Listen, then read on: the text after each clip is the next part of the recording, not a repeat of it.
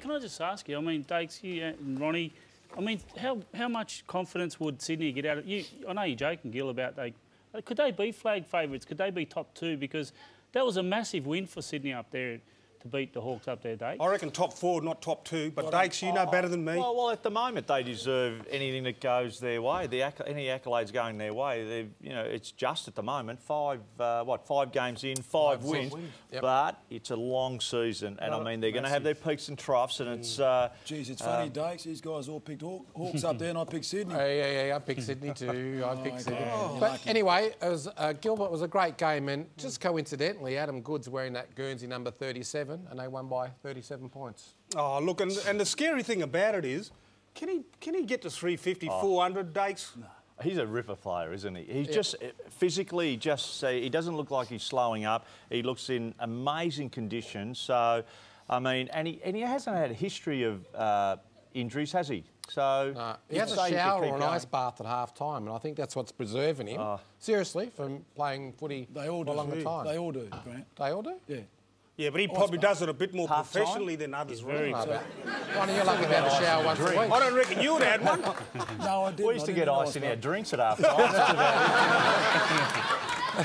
Now, not only is Adam Goods a quality player, he's also a quality person, and congratulations to Adam on that achievement.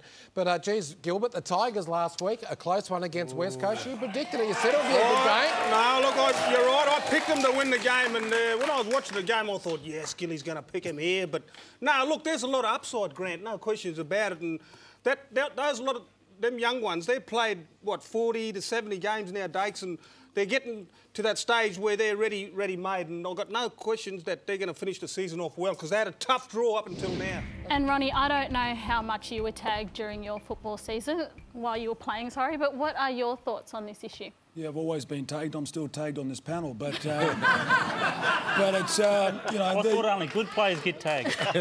Well, obviously you haven't been tagged, have you?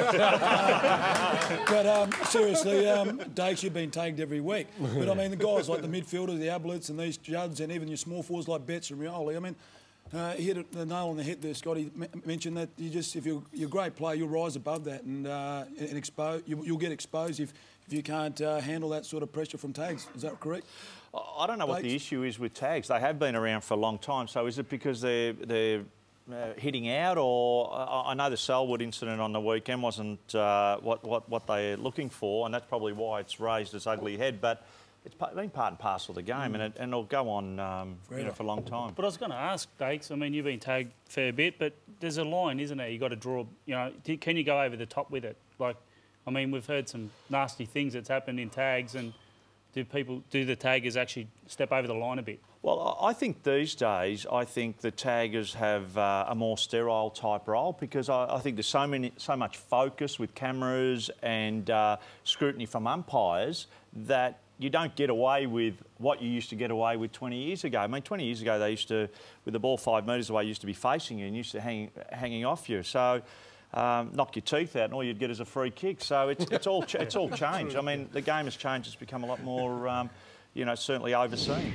The Saints are travelling okay at the moment, 3 from 5 games, 6 on the ladder. I suppose for me, what was the first thing that you've tried to do to implement your game plan at the St Kilda Football Club? Because obviously it's a different game plan than what you had last year. We probably needed to throw the challenge down to the group, really, to continue to develop. Had a strong defensive focus over a number of years, and we didn't really want to change that. We wanted to progress in that area, but we also wanted to challenge them offensively. We thought there was more upside to their game. Seen some new faces come into the lineup. I've been really pleased with the way the group's sort of taken on the challenges so far. Scott, when you're at a club, a new club, and you're trying to implement a new game plan, like you've been at Collingwood, you've been at other AFL clubs, how hard is it for the players to grasp? How long has it taken to get a grasp of the new game plan? It's probably still a work in progress. We've got some players on our list. I think we've got 21 players, I was saying to Dakes earlier, that have played under 10 games at the start of the year. So there's still a lot of young players on our list, so they're still learning AFL, adjusting to a new game plan. You see, at times, I think we're starting to deliver in some areas that we've set, and at times we drift away from it. So there's still some challenges, but they're enjoying the process of growing as a group and really enjoying coaching. They're a good group. Hey, Scotty, great to come on the show. Thanks for coming on. And I wanted to actually ask you about a couple of these young fellas, because young Stevens, I reckon he's an up-and-coming young player. Stanley, young Millerer. And I noticed you got Sipos back this week. I reckon he's a gun player. You've got the experiences with Rewalt and your Lenny Hayes and those types of players.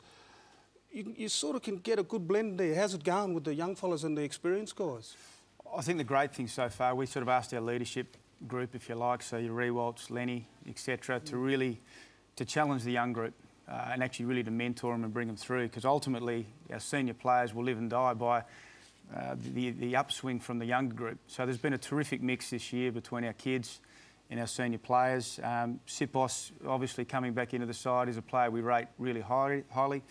Malera, you mentioned, he's been a revelation for someone that's he's earned his opportunity through good form at SANFL He's level. got a lot of skill, but I like his 1% stuff and the team-orientated stuff. And he's a good size. He's sort of he's a 6'1", 6'2", prodigious kick of the footy. You know, in a year or two, he's going to be an outstanding player. I saw right through your face when I first met you. I know it's what you notice when you're talking. Oh, but I've got love and a soul that can't be owned. Don't know how to live where we live underground. Oh yeah, oh yeah, oh yeah.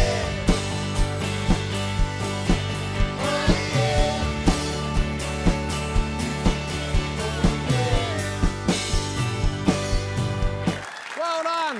Hello, morning, and well done, Steve. Now, look, I just read in the paper quickly. 4 stars in the Rolling Stone out of 5. You must be pretty happy about that. Yeah, it was very nice of them. Now, a national tour coming up, Queensland, New South Wales, Tassie, everywhere around Australia. You must be pretty excited about that. Yeah, pretty excited, although I do have to spend a lot of miles in the car with these boys, so it could get crowded. Well, that's a good thing. Now, the good thing is that you're going to close the show with an Australian classic a little bit later on, and watch out for that one, folks. Once again, please thank the Hello Morning! OK, folks, coming up now, we're crossing live to Shelley, who is at the home of a gun bomber. You there, Shell? Yes, I am. I'm here with Nathan Lovett-Murray. Thanks for having us in your home. Now, Nathan, have you always wanted to play AFL footy? Yeah, when I was a kid growing up, I wanted to play basketball. I always wanted to play in the NBA and also play a little bit of cricket. By the time I got to the age of 16, I had to choose which sport, and I chose football, and this is where it's got me. Oh, well, I guess the Bombers supporters are happy about that. Tell us, do you have any rituals before the game? Before a game, I like to listen to some music, play back records. Yeah, we're going to talk a little bit about that later. What about your inspiration in football? Who's inspired you? Yeah, growing up as a kid, I was a big fan of Michael Long, and also what he did on field, but also what he did off field. Shelley, he's a big hero for me. Yeah. Shelley, can you hear me? It's Gilly. Oh, Gilly. Yeah, look, look in the background on the wall, there's a poster. Go to that poster. Oh, you got good eyesight. Look at that. What? Hey, Nathan, isn't that the bloke you idolise? That's Ronnie Burns. I think Ronnie might have broken into my house and put that up himself. No shame that, Ronnie Burns. No shame at all. All right, folks, time now to go to a story now with Layla, who caught up with the local Melbourne artist, Joe Sapula, who has captured some of the Bomber greats on canvas.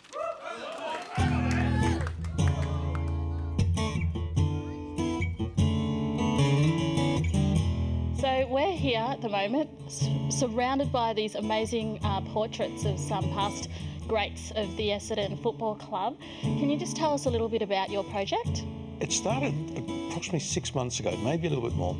And the idea behind it was to try and honour these past players. They did amazing things. They did it for all, well, they did it for nothing, literally.